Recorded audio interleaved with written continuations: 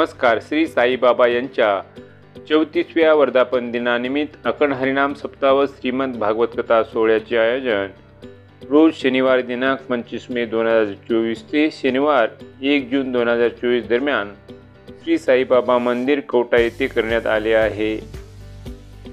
सर्व भाविक भक्तांना कळविण्यात आनंद होतो की प्रतिवर्षाप्रमाणे यंदाही श्री जगदीशजी महाराज हनुमान मंदिर गाडी प्रवाह यांच्या हस्ते पूजा आशीर्वादाने श्री साईबाबा मंदिर कवठा नांदेड येथे अखंड हरिनाम सप्ताह श्रीमद भागवत कथा सोहळा आयोजित केला आहे.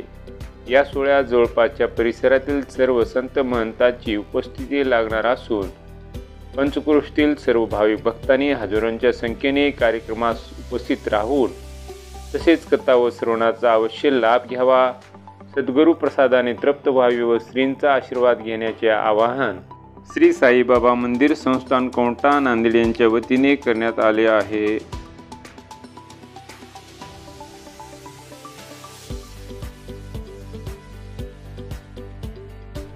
दरवर्षीप्रमाणे यावर्षी पण आमचे साईबाबाचा 34वा वर्धापन दिनानिमित्त कार्यक्रम ठेवतो. दरवर्षी असतो. 25 मेला चालू असतो कार्यक्रम. भागवत कथा व हरिनाम सप्ताह हा दोन्ही कार्यक्रम असतो.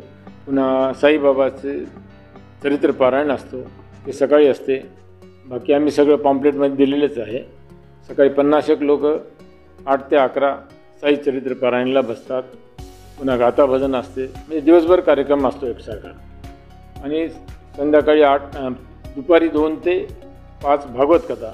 मनोहर महाराज आळंदीकर यांचं आपण यापूर्वी कंटिन्यू 3 वर्ष ठेवलं होतं. मध्ये गॅप झाला. पुन्हा यावर्षी पण त्यांनाच आम्ही बोलवलो. त्यांची सांगण्याची प्रक्रिया चांगला आहे. भक्तजनाला त्यांनी सांगितलेले समजते. त्यांची कथा संपली 6पर्यंत आरती होते.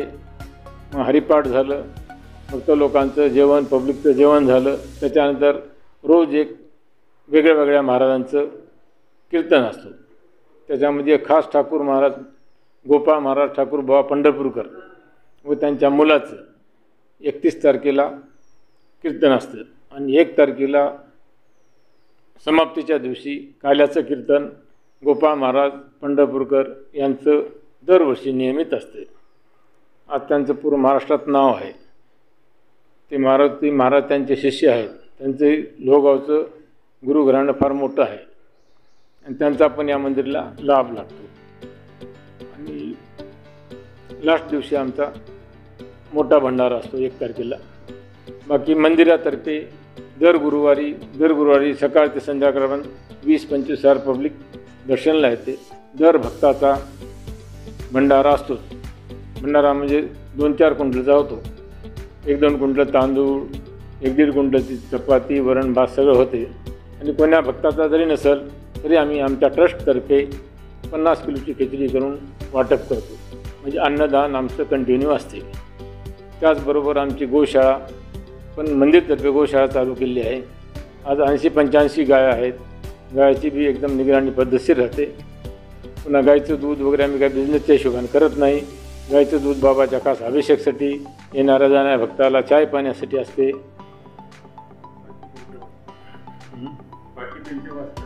बाकी त्यांच्या वासरा, गाईच्या वासरासाठी सोडून देत असते.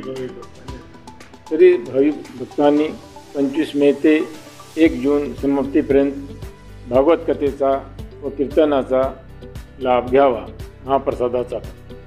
त्याचबरोबर आपले